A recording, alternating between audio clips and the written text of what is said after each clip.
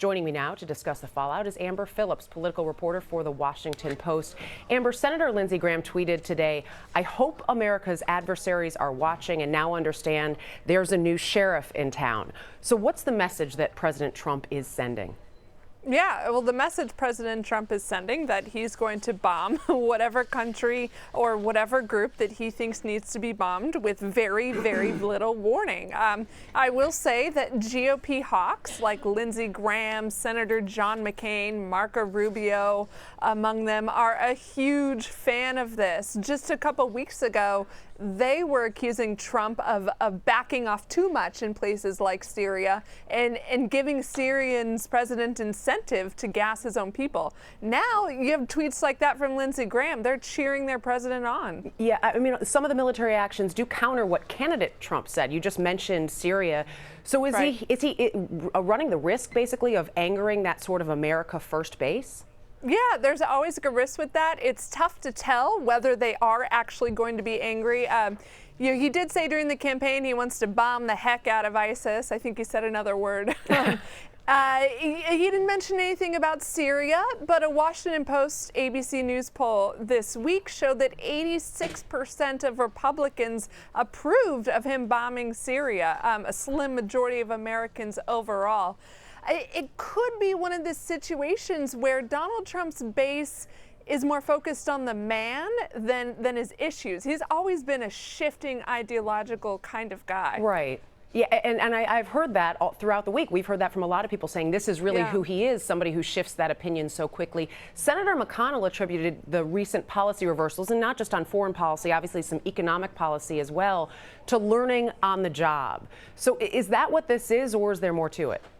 Well, that's what his top aides say. My White House colleagues here at the Washington Post talked to a bunch of people about that, about how Trump has just flipped on 5, 6 positions this week. And his top aides say, you know what?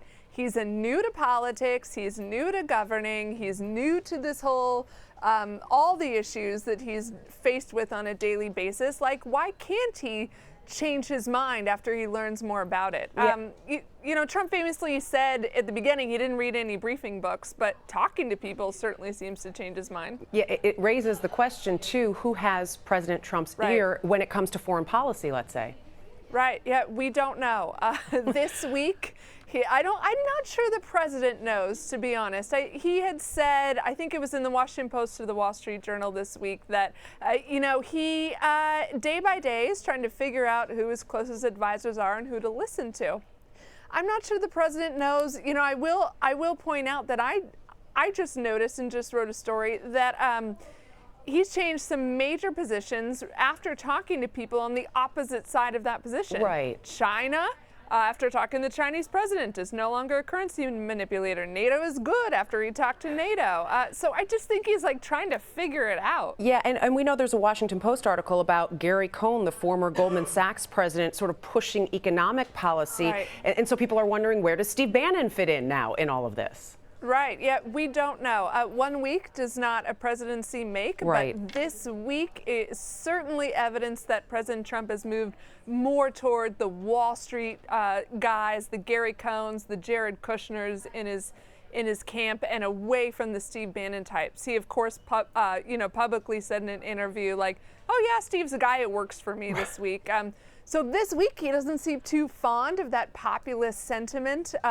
But that is President Trump himself. Even before he ran for president, he had this kind of populist vibe, this kind of non-interventionist vibe. And I don't know that that's going to change in 1 week, but right now it is. It certainly is. And Democrats, if we look back at foreign policy, they've been calling for congressional scrutiny over North Korea and the strikes in Syria.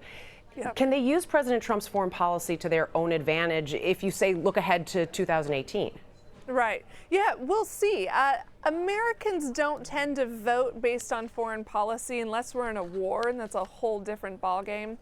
I will point out one interesting stat, and that's that Republicans, as I mentioned, largely approve of President Trump's strike in Syria.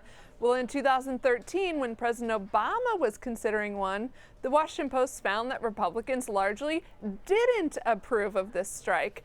So this could be yet another situation where Americans are just viewing everything through their lens of politics. Right. And then I'm not sure how many independents or, Republicans who are wary of Trump they can win over by talking about foreign policy. You had an article recently, and it was titled, "Do Senate Republicans Have a Trump Recruiting Problem?" Meaning it was sort of looking at the numbers versus President Trump in the battle for the Senate in 2018. So what did you discover from all of this? Yeah, well, in 2018, Senate Democrats should, if you just, all things being equal, get slaughtered at the polls. They have 25 seats they have to defend. 10 of those are in states that Trump won. 5 of those are in states Trump won by double digits, like 20, 30, 40 points. But in some of these states, some top-name Republicans, mostly lawmakers in the House, have declined to challenge these vulnerable Senate Democrats. And when you combine that with some congressional special elections in Kansas and Georgia that Republicans are fretting about, you have to wonder, is Trump's broader unpopularity, and right now 30-40% of America is about all that approves of him, is that going to drag down Republicans in the midterms next year? Yeah, we saw in Kansas the Republicans, maintaining there, and we'll see what happens in Georgia. I believe it's next week or the week after. Amber Phillips in Washington, thank you very much. Thank you.